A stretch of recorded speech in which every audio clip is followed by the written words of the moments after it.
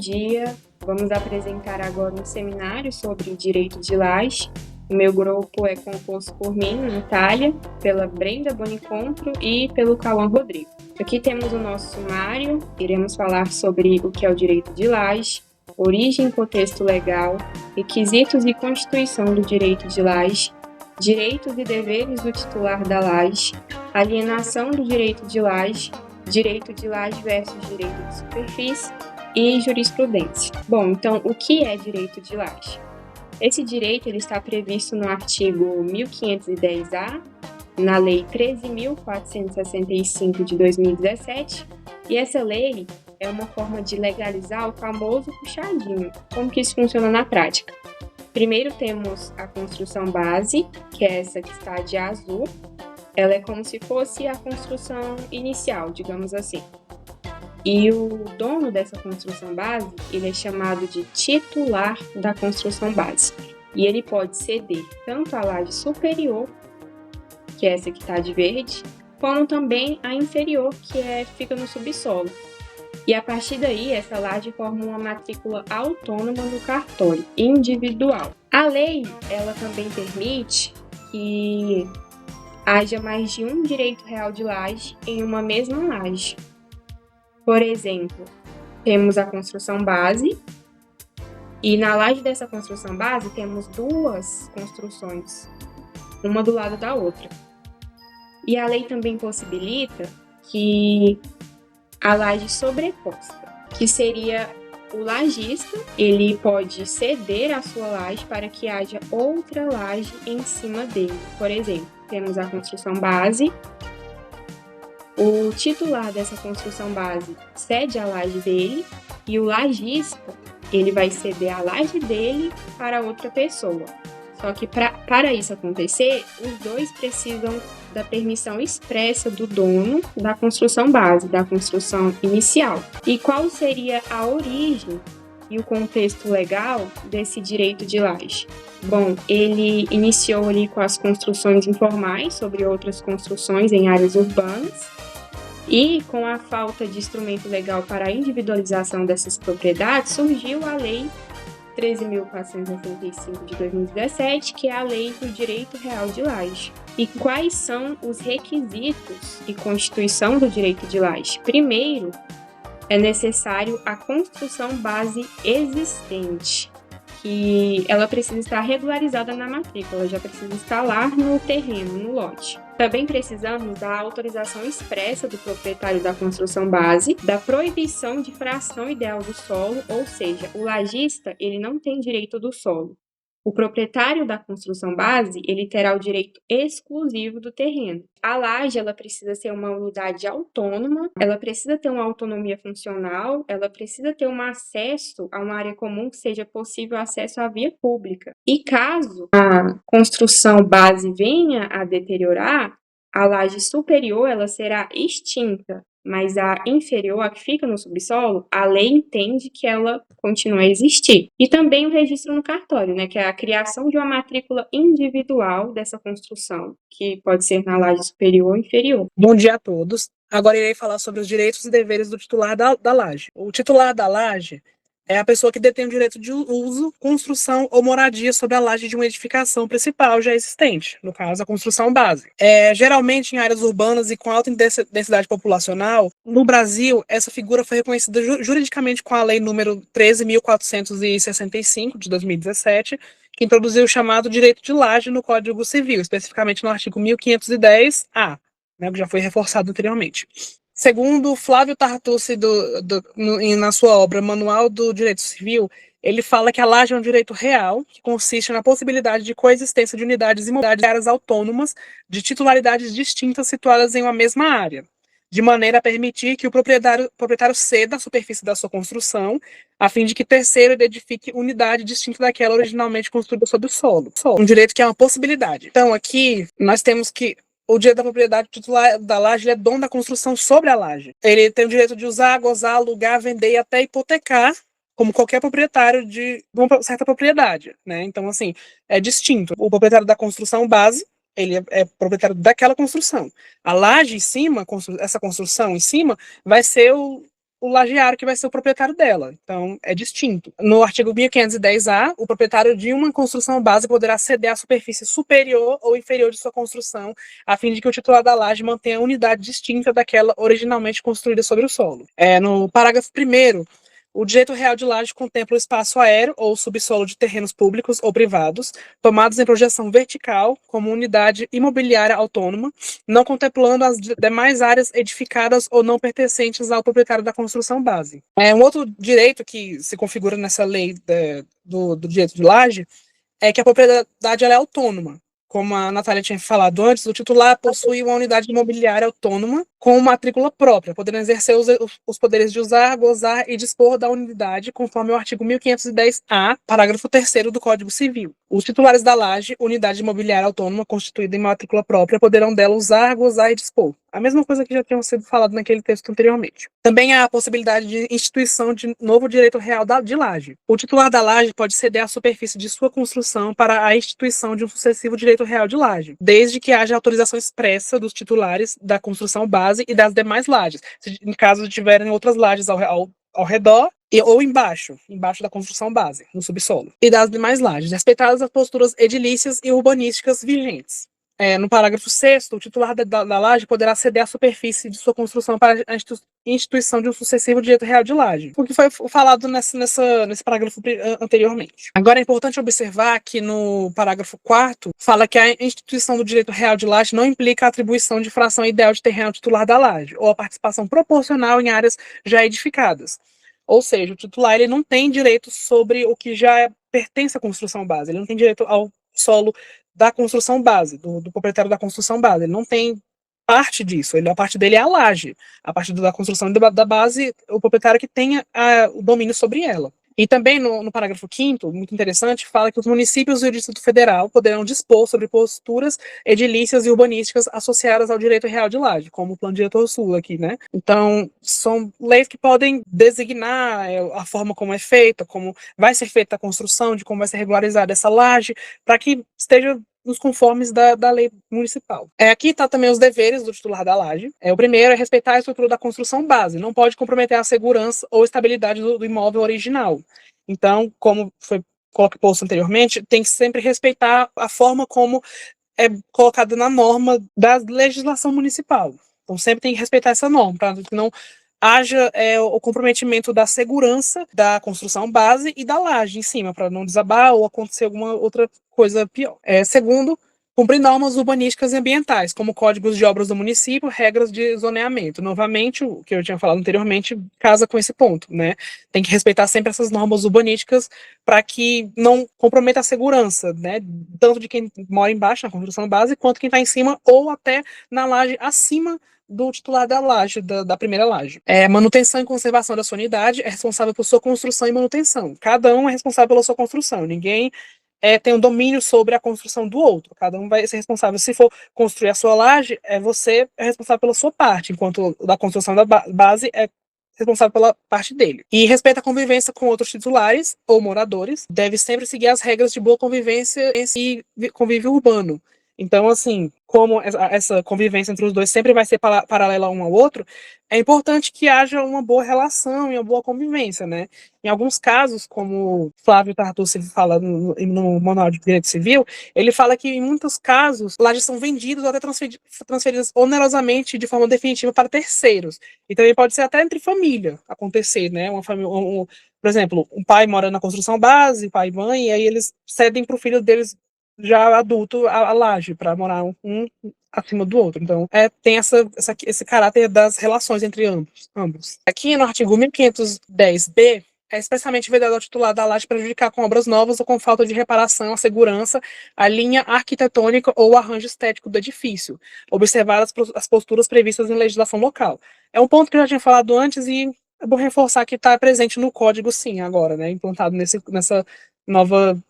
com a nova lei de 13.465. No artigo 1510-C, fala, sem prejuízo no que couber nas normas aplicáveis aos condomínios edilícios, para fins do direito real de laje, as despesas necessárias à conservação e fruição das partes que sirvam a todo o edifício e ao pagamento de serviços de interesse comum serão partilhadas entre o proprietário da construção base e o titular da laje. na proporção que venha a ser estipulada em contrato a seguir. Aí, no parágrafo 1º, são partes que servem a todo o edifício.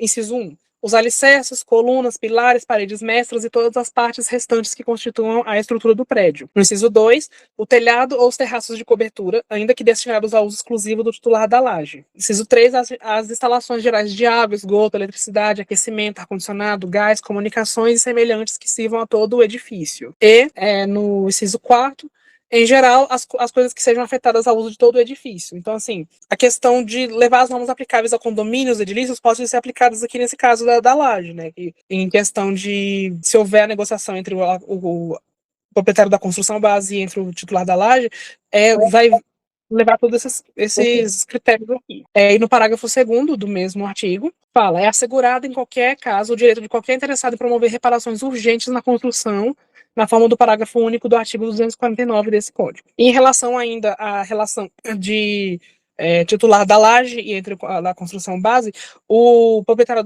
do titular da laje, ele pode alienar a sua parte da laje. É o que diz o artigo 1510-D. Em caso de alienação de qualquer das unidades sobrepostas, terão direito de preferência, em igualdade de condições com terceiros, os titulares da construção base e da laje, nessa ordem que serão cientificados por escrito para que se manifestem no prazo de 30 dias, salvo se o contrato dispuser de modo diverso. Então, aqui, na questão da alienação, se a titular da construção base quiser alienar essa parte da laje do titular, ele vai poder fazer, então ele tem a prioridade. Tem que ser nesse prazo, né, dos 30 dias, e tem que ser, a não ser que seja disposto de outro modo no contrato entre ambas as duas partes. No parágrafo 1º, o titular da construção base ou da laje a quem não se der conhecimento da alienação poderá, mediante o depósito do respectivo preço, haver para si a parte alienada a terceiros, se o requerer no prazo decadencial de 180 dias, contado da data de alienação. E no parágrafo 2º, se houver mais de uma laje, terá preferência sucessivamente o titular das lajes ascendentes e o titular das lajes descendentes, assegurada a prioridade para a laje mais próxima à unidade sobreposta a ser alienada. Então vai ter sempre a prioridade às que estão perto da unidade da unidade sobreposta, né, que é a da construção base. Bom dia, eu vou falar sobre o direito de laje versus direito de superfície. Então, para a gente contextualizar, né, o Código Civil de 2002, ele aboliu a enfiteuse. O que seria essa enfiteuse? É um direito real, né, sobre um imóvel alheio, muito utilizado aqui no Brasil, até ele ser abolido pelo Código Civil, né, que é o artigo 2038. Era um contrato de longa duração, né, até perpétuo, muitas vezes, que ele permitia a um terceiro usar e explorar um terreno pertencente a outro, que seria o senhorio direto, mediante pagamento de um foro, espécie de aluguel, né? Só que ele aboliu, né, isso, mas ele regulamentou o direito de superfície, que seria o artigo 1369 até 1377, que seria um direito real limitado sobre coisa alheia, temporário, e não perpétuo. Já o direito de laje, que está no artigo 1510-A, ele foi introduzido posteriormente para disciplinar a propriedade de construções em andares únicos, como lajes sobre terrenos, né? E só que ambos eles suspendem os efeitos de acessão, né? Que eles têm naturezas e consequências jurídicas distintas, que seriam diferentes, né? E falando sobre as características, né, do direito de superfície que a gente está falando aqui, que seria uma concessão do proprietário do solo para que o outro construa ou plante, mas sem incorporação ao terreno, né? Que estaria no artigo 1370, exemplificando mais sobre direito de superfície,